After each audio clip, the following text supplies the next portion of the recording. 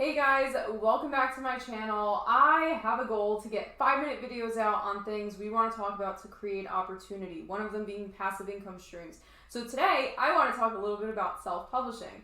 Now, I'm going to set my timer because as a busy mom, I value my time and I also value yours, and I know schedules are chaotic. So 5 minutes has started now, and let's get to it, things you need to look into if you are looking to publish a book. Now, this is self-publishing specifically.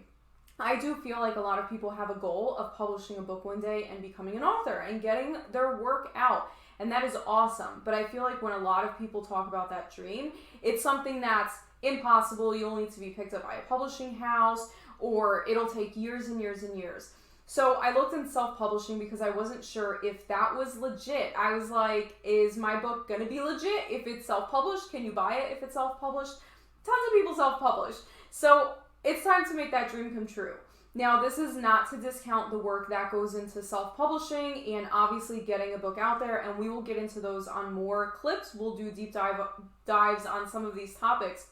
But to start, here's some things to just start researching and really, I guess, the big pillars to self-publishing that you'll need to look into. And then again, all of them will break in to their little segments. Where we at? All right, 4 minutes. Now, self-publishing, you probably need a printer because I'm sure you don't have the equipment in your home to print actual hardcover or paperback books. So with self-publishing, a lot of times you can just plug in how to self-publish on Google and these print houses will come up. And I don't know if that's actually what they're called, if they're technically a print house. I kind of have trouble distinguishing if some of them are printers and distribution channels or kind of what you call them. But anyways, Amazon KDP might come up. Ingram Sparks, which is who I use, might come up. Blurb.com might come up. Barnes & Nobles, I believe, also has a program you can go through. So what this is you essentially, once you're done with your book file, which we'll get into on another video, you provide it to these companies, and hopefully they have a distribution either add-on option or they include distribution, which means how is your book information getting pushed out to Amazon, to Barnes & Nobles, to other online bookshops. So let's say you've got distribution, you're now connected to this printer, and your file's in. So essentially when somebody goes to, let's say, Amazon.com and purchases your book, that order goes to the printer, prints on demand. There are other ways to self-publish, and we will get into those on another one. This is the print on demand option. The printer prints it, and then obviously the retailer ships it out. So that's kind of how it works in a nutshell. You are totally hands-off. You are not shipping. You are not fulfilling orders yourself. So that's the biggest piece because they're going to facilitate getting your book actually out there and like printed in the physical form. All right, copyright, huge, huge. Probably even bigger than looking into how you're actually going to print your book. Copyright your work, protect your work. U.S. Library of Congress, I believe it's between $60 and $80 depending on how many works you're publishing at once or you're copywriting at once. Please get your work protected for sure before you do anything. The other thing you'll want to look into is, do you need a team for your book?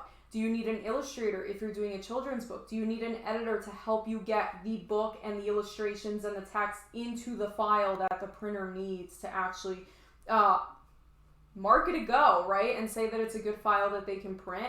So I hired an illustrator. I also hired an editor. You can hire a proofreader. Some people hire ghostwriters. Like there's a bunch of different team members that you can have helping with your book.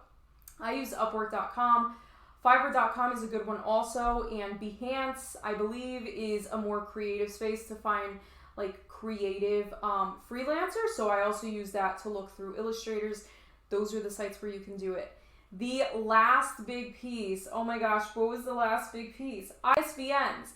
Definitely want to do your research on this. At the end of the day, I bought my own ISBN through Bowker. I will put the link below. You pretty much own that identifier. You will need an ISBN for every type of book of the same book you have. So for example, if it is the same book, same title, and it is a paperback and a hardcover, if you were to order that and it were to ship to your house, you would have technically 2 different books, right? An ebook would be considered a different format. You will need an ISBN for each of those because it is the identifier to that very specific copy. Now, when you own your ISBN numbers, I believe some printers or distributors, or I don't know what to call them, might provide them. In my experience, when you own it, you own it. So you can move that book to another company if you wanted, or another printer, or another, I don't know, in between those, right? So I think it's just good to own it. That's kind of what I did, what I preferred. So that is something else to look into. Lots of research to do. You got to find what's right for you. But look at that. 4 easy steps, which are the 4 basic pillars to self-publishing a book and getting it out there and becoming an author, and all in under 5 minutes. So make that dream come true, guys. I will talk to you soon. We will do another deep dive into some of these topics, and I look forward to continuing the conversation. Good luck.